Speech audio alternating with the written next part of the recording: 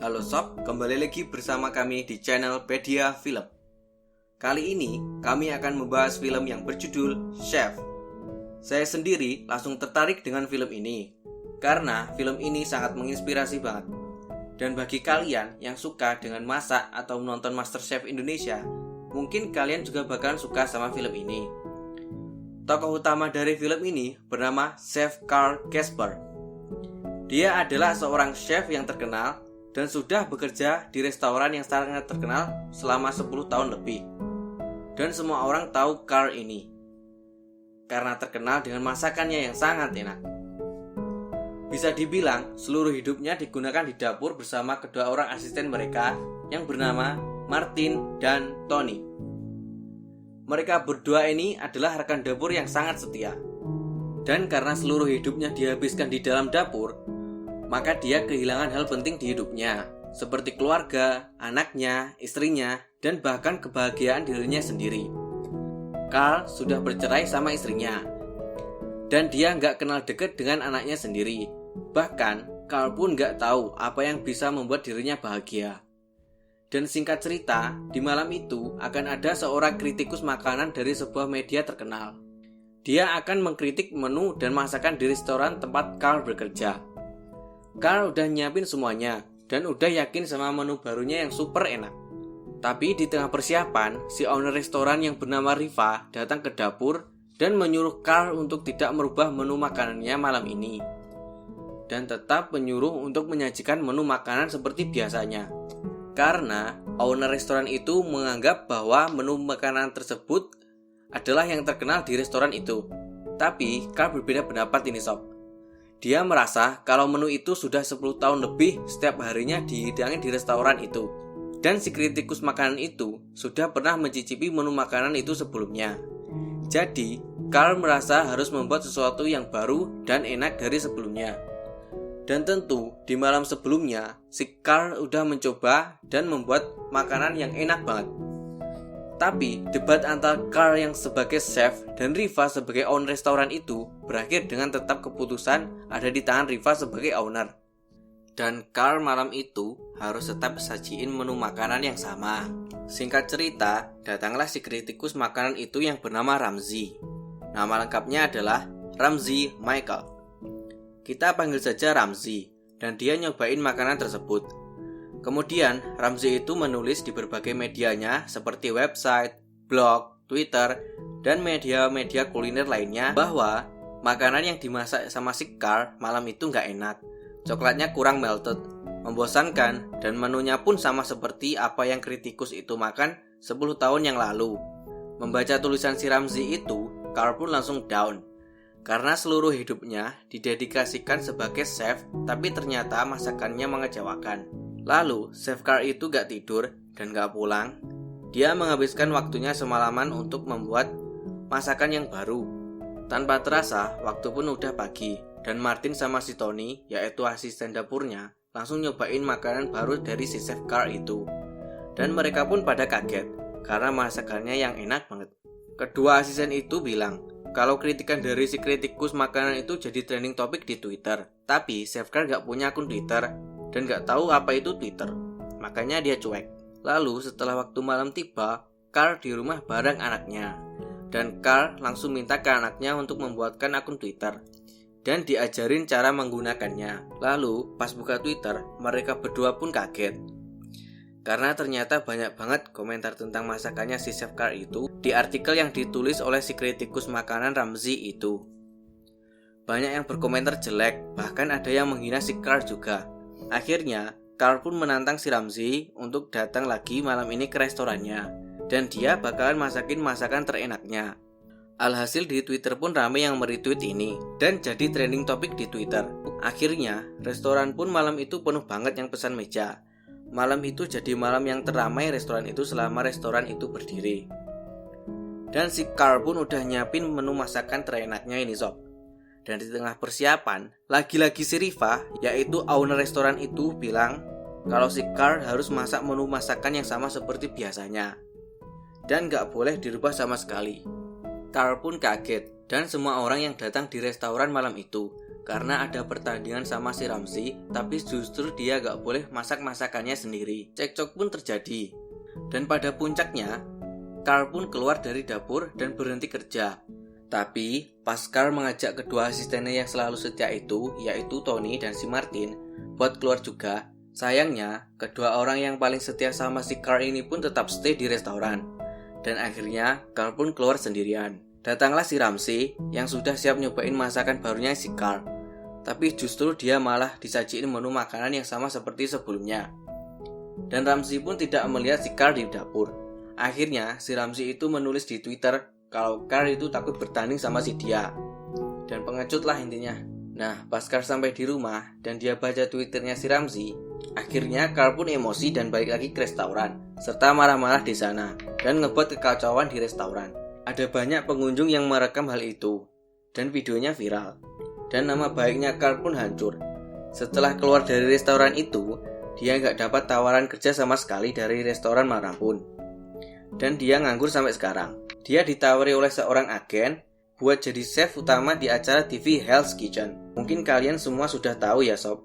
Nah, menurut agen itu, Hell's Kitchen sangat cocok sama si Carl ini. Tapi Carl nggak mau dan menolak tawaran itu. Carl pun juga ditawari sama mantan istrinya buat buka food truck, tapi juga nggak mau.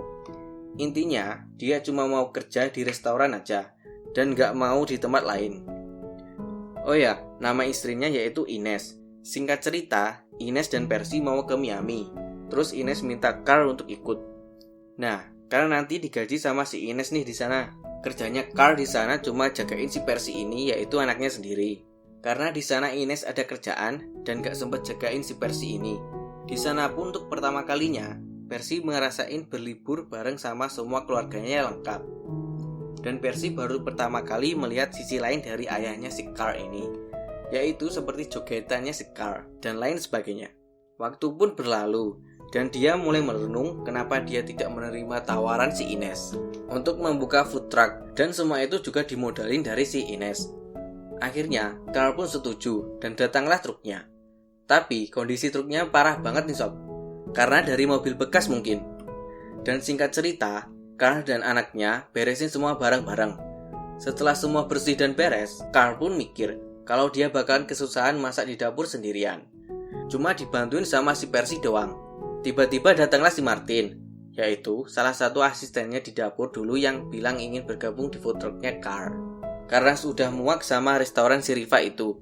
Dan ya, mulailah mereka bertiga. Akhirnya mereka langsung buka food trucknya. Saat itu juga dengan pelanggannya yaitu para tukang di sekitar tempat itu. Di film ini yang saya suka adalah banyak banget pelajaran-pelajaran dari seorang chef yang hidupnya cuma masak aja. Banyak banget pelajaran-pelajaran dari seorang chef yang hidupnya cuma untuk masak. Banyak kata-kata dari Carl yang gema banget. Seperti waktu ngajarin anaknya buat manggang roti doang, tapi si Carl bilang, seluruh hidupmu sekarang ada di roti dan panggangan itu. Kalau pangganganmu kacau, maka seluruh duniamu akan kacau. Di situ saya belajar banget tentang arti fokus dan totalitas. Carl juga ngajarin kalau masakan yang gak sempurna, berarti masakan itu juga gak pantas buat dikasih ke orang lain. Bahkan, Carl ngizinin anaknya yang masih umur 10 tahun buat minum bir. Gokil. Tapi karena rasa bir itu gak enak, maka si Percy itu muntahin dan ngebuang sendiri botol birnya. Lalu si Carl itu bilang, sekarang kamu sudah tahu rasa dari minuman bir itu. Jadi mulai sekarang, kalau ada teman yang nawarin bir ke kamu sudah tahu harus mau ngapain. Oke, kita lanjut lagi ke ceritanya. Perjalanan dari food truck itu pun berlangsung. Truk berhenti dari kota ke kota dan buka setiap tempat manapun yang truk itu singgahi. Dan setiap singgah dan berhenti di kota yang berbeda, maka menunya juga bakalan beda nih sob. Tapi si Carl ini ngerasa aneh. Kenapa setiap baru buka selalu ramai dan orang-orang pada ngantri? Padahal baru market itu si truck. Padahal food truck itu adalah market baru.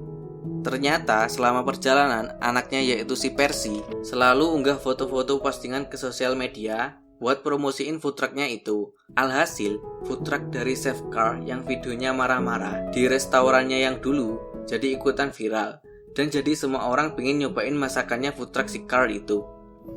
Carl pun kaget, ternyata anaknya jago dalam pemasaran atau marketing. Hari demi hari pun berlalu, dan si anak minta izin ke Carl buat bikin video 1 detik setiap hari. atau biasa disebut dengan 1 Second Everyday, yang nantinya bakalan digabungin semua dan jadi kenangan panjang. Lalu setelah perjalanan panjang dari kota Miami dan udah deket dan mau sampai ke rumahnya, maka Carl bilang ke anaknya bahwa sebentar lagi libur sekolah bakalan selesai dan keduanya bakalan balik lagi ke kehidupannya masing-masing. Si Percy bakalan sibuk sekolah dan si Carl bakalan sibuk jalanin food trucknya itu. Tapi si Percy pun nangis karena gak mau pisah dengan bapaknya dan ingin bantuin bapaknya setiap hari Minggu atau setiap libur sekolah. Tapi Carl gak ngizinin. Percy yang dari kecil gak pernah ngerasa sedekat itu sama si bapaknya, tapi sekarang harus pisah lagi. Percy pun menangis, tapi tetap menerima keputusan ayahnya itu. Nah, pas sudah sampai di rumah dan berpisah, Carl pun merenung dan merasa kesepian lagi setelah berpisah sama anaknya itu. Lalu gak lama kemudian, anaknya ngirimin email ke Carl, hasil video dari 1 Second Everyday-nya itu. Dan si Carl pun menonton kenangan sama anaknya itu sambil terharu. Akhirnya, Carl pun berubah pikiran dan nelpon si anaknya itu yaitu si Percy dan bilang bahwa anaknya boleh bantuin Carl di food truck setiap akhir pekan atau setiap libur sekolah. Lalu si Ines, mantan istrinya si Carl, kelihatan juga berhenti bekerja dan sekarang bantuin kerja di food truck itu sebagai waitersnya. Tidak lama di saat mereka lagi kerja, tiba-tiba datanglah si Ramzi Michael, yaitu kritikus makanan yang dulu sempat cekcok sama si Carl. Dan mereka berdua lalu ngobrol dan si Ramzi itu ngejelasin bahwa semua ledekan dari Ramzi dulu itu cuma tuntutan pekerjaan saja. Karena untuk bisa populer, maka media online butuh sesuatu yang bisa viral, bermaksud menghina si Carl itu. Karena dia nganggapnya cuma bercanda dan seru-seruan, balas-balasan retweet di Twitter. Ramzi gak nyangka bakalan sampai marah beneran nih sob. Dan sekarang Ramzi baru saja menjual situs website kulinernya dan baru banget dapat duit banyak. Dan dia juga sudah membeli sebuah restoran. Dan dia minta chef Carl buat jadi chef di restorannya itu. Tentunya berbeda dengan si Riva, yaitu owner restoran sebelumnya. Si Ramzi ini ngizinin chef Carl buat masak masakan apapun yang ia mau dan yang ia suka. Dan di akhir film pun ditutup dengan chef Carl dan Ines rujuk dan nikah lagi. Akhirnya Carl, Ines, dan Percy, mereka bertiga pun bisa hidup bahagia bersama lagi. Terima kasih telah menonton video ini. Jangan lupa untuk subscribe untuk mendapatkan video terbaru dari channel Pedia Film. See you!